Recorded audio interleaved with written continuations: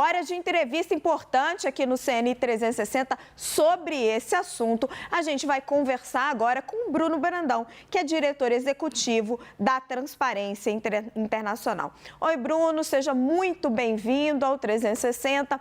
Bruno, eu queria entender o seguinte: esse depósito de 270 milhões, ele efetivamente existiu. Para onde foi esse dinheiro, então? Se vocês estão dizendo que não foi para vocês, aonde foi colocado esse dinheiro? É muito dinheiro, aonde está?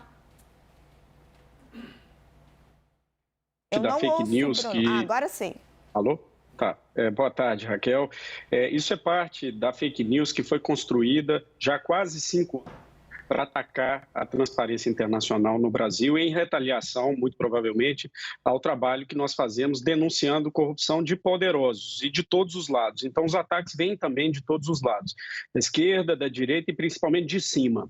Esses 270 milhões de reais, supostamente foi parte de um pagamento da JIF no acordo de leniência que fechou com o Ministério Público pela corrupção que ela confessou, a macrocorrupção, e isso então pegou de surpresa até os titulares do acordo de leniência que não tinham ideia desse depósito de 270 milhões, de repente isso é feito, é um pagamento que não estava previsto, não foi comunicado ao titular do acordo. E, para surpresa e espanto da Transparência Internacional, vem um ofício do ex-procurador-geral da República, Augusto Aras, que supostamente seria um documento interno da PGR, que incluía informações falsas, inverídicas. E essas informações, eu não posso dizer qual a intencionalidade do ex-procurador Augusto Aras, mas foram comprovadas como falsas por esse documento que você muito bem trouxe aí a explicação desse documento. Eu não te ouço, desculpa. Mas esse dinheiro caiu numa conta do Ministério Público, Bruno. Eu perdi o início da pergunta, não veio o áudio. O meu ponto é que esse dinheiro caiu numa conta do Ministério Público. Alguém consegue dar o traço desse dinheiro, o caminho desse dinheiro? Esse dinheiro está com o Ministério Público, com a Justiça, jamais chegou ou chegaria à Transparência Internacional. Quem deve explicação sobre isso é a Procuradoria-Geral da República, e a Procuradoria-Geral da República sabia que a Transparência Internacional não poderia receber porque havia documentos públicos vedando qualquer repasse à Transparência Internacional.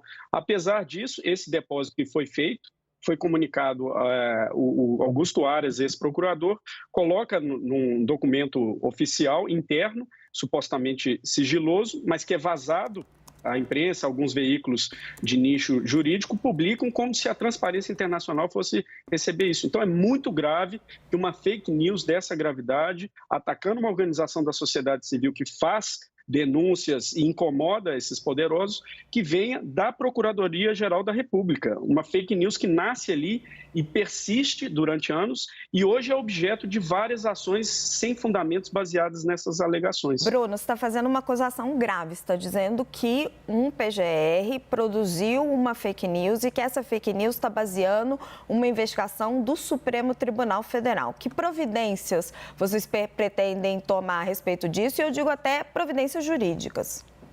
As providências em que primeiro nós fizemos é trazer a verdade para público, para que as pessoas conheçam esses fatos, a cronologia dos fatos, de onde surgiu essa história. É muito importante que a imprensa vá lá e verifique de onde surgiu pela primeira vez essa história e que jamais houve depósito para a Transparência Internacional e jamais haverá.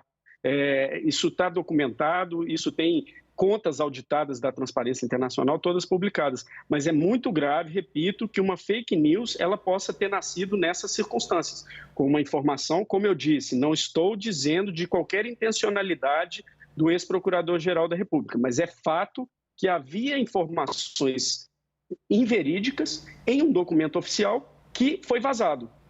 E gerou uma campanha difamatória contra a Transparência Internacional. Então, repito que é muito grave que uma fake news tenha nascido em um órgão de Estado, máximo persecutório do Estado brasileiro, e que isso venha repercutir em uma campanha difamatória há anos com a Transparência Internacional. Eu não posso dizer se houve intencionalidade, qualquer que seja a intencionalidade do ex-procurador, mas esse documento da procuradora Samantha Dabrowski comprovam que aquelas informações ali inseridas eram inverídicas. Bruno, nosso analista Pedro Venceslau tem uma pergunta para você. Boa tarde, Bruno. Só para atender, então, a Transparência Internacional não teve conhecimento do memorando de entendimento assinado em 2014 pelo PGR. Nenhum tipo de conversa, nenhuma sondagem, não havia a intenção de se construir uma parceria ali, é isso? Não, acho que houve, da sua parte, um entendimento equivocado. O memorando foi assinado. A Transparência Internacional participou da assinatura do memorando, que era exatamente para vedar qualquer repasse para a Transparência Internacional e dar publicidade de qual seria o trabalho da Transparência Internacional nesse contexto. Qual foi o trabalho da Transparência Internacional? Nós rejeitamos ofertas para receber esses recursos, jamais recebemos desse acordo ou de qualquer acordo, rejeitamos ofertas e propusemos ao Ministério Público que houvesse regras claras de transparência e governança para gastar esse recurso que é da sociedade brasileira, é do Estado brasileiro, que teve seus direitos violados pela corrupção e prejuízos gerados aos cofres públicos. Mas é muito importante, não havia definições, qualquer guia sobre quais seriam os estándares de transparência, governança e integridade para o uso disso. Foi exatamente isso que a Transparência Internacional fez, um estudo das melhores práticas internacionais para dar transparência no gasto desse recurso, que é de direito da sociedade, mas jamais sem receber ou qualquer pretensão de gerir ou receber esse recurso.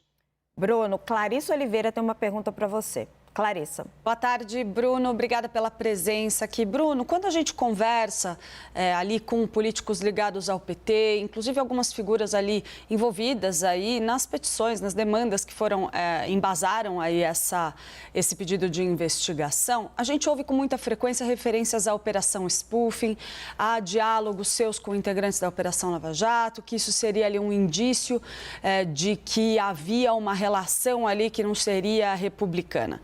E que isso teria algum vínculo, algum efeito sobre a ideia de se criar ali uma espécie de fundo ali que seria gerido com recursos provenientes dos acordos de leniência e que a Transparência Internacional teria um papel na gestão desse dinheiro. Como que você reage a essas críticas e de que forma, na sua avaliação, isso pode ter contribuído para essa interpretação que você diz que é equivocada?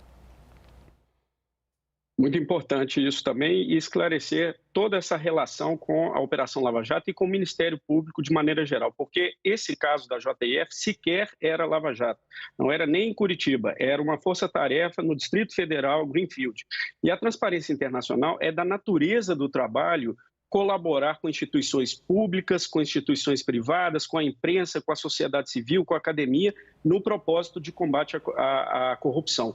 Nós assinamos um acordo formal e público em 2014 com o Ministério Público Federal, justamente para promover campanhas, conscientização, promover, fortalecer o controle social da corrupção no Brasil, a defender vítimas e testemunhas da corrupção, entre outras ações. Tudo formalizado e transparente. Nós tínhamos diálogo com a Força Tarefa Lava Jato, com a Força Tarefa Greenfield, com a Força Tarefa da Amazônia, todas essas que foram exterminadas do Brasil, infelizmente, deveriam ser corrigidas. Tinham erros, tinham excessos, houveram, mas não foi o que aconteceu. E é da natureza da Transparência Internacional ter esse diálogo. Tivemos várias mensagens publicadas, são mensagens que eu jamais refutei, devem ser lidas com contexto, porque a publicação da Vaza Jato, dessas mensagens, embora havia sim conteúdo a ser criticado, e a Transparência Internacional também pode ser criticada, mas o que não se pode é distorcer um trabalho através de escolha de trechos e como foi em vários momentos a repercussão disso. Então tem que ser lido com muito cuidado e cada circunstância ser esclarecida nos seus próprios termos. Bruno, membros do PT acusam a Transparência Internacional de ser financiada por petroleiras estrangeiras, concorrentes da Petrobras. Isso é verdade? A Transparência Internacional em seu secretariado na Alemanha, em Berlim, publica todos os anos a sua relatório financeiro com auditoria independente, assim como a Transparência Internacional no Brasil, o capítulo nacional da Transparência Internacional publica todos os anos auditados essas contas. A Transparência Internacional Brasil jamais recebeu recursos dessas empresas. Nossa atuação aqui não tem nenhuma vinculação com qualquer concorrente de Petrobras, isso é parte também de fake news. A Petrobras confessou. E lá fora? Lá fora, a Transparência Internacional tem suas próprias fontes de financiamento, inclusive com empresas privadas que também financiam. Mas esses recursos são diligenciados, são recursos para projetos específicos e jamais vieram ao Brasil. Bruno, o ministro Dias Toffoli cita no seu pedido de abertura de investigação as dúvidas levantadas por Aras, mas não cita a conclusão, as respostas da procuradora, da subprocuradora Samantha Dobrovsky. Eu não estou certa se eu estou falando o sobrenome dela direito. Você espera uma investigação justa da justiça brasileira? Se houver uma investigação justa, imparcial, não contaminada por interesses políticos e interesses econômicos, que é o que nós esperamos e confiamos da justiça brasileira, isso é o melhor caminho para acabar com essa fake news. Porque há 5 anos nós somos vítimas dessa reiteração, dessa mentira. Nas redes sociais, no ambiente político, é sempre resgatado isso. E isso vira mecanismo de assédio à Transparência Internacional, inclusive usando órgãos públicos, ludibriando autoridades para que a gente tenha que responder de maneira injusta a essas acusações. Mas nós já trouxemos as informações, elas estão públicas e sempre à disposição de qualquer autoridade. Esperamos que isso dê fim a essa fake news. E se não for justa, vocês vão recorrer às cortes internacionais? Certamente nós vamos lutar pela verdade e mostrar ao mundo o que está acontecendo, o que pode vir a acontecer, o que está acontecendo sim, ao desmonte da luta contra a corrupção, que nós viemos denunciando há 5 anos também aos organismos internacionais, ao CDE, ao GAFI, à ONU. Estamos permanentemente denunciando esse desmonte. Não foi uma correção de rumo, que seria muito bem-vinda, mas o que aconteceu foi um desmonte. E parte dessas retaliações também é um propósito de dizer: não se envolva com a luta contra a corrupção, porque isso pode trazer consequências a você. Então, nós não vamos parar, não vamos ser intimidados, vamos continuar cumprindo o nosso trabalho no Brasil e no mundo. Nós conversamos com Bruno Brandão, diretor executivo da Transparência Internacional. Bruno, muito obrigada pela sua presença aqui no CNN 360. Eu que agradeço.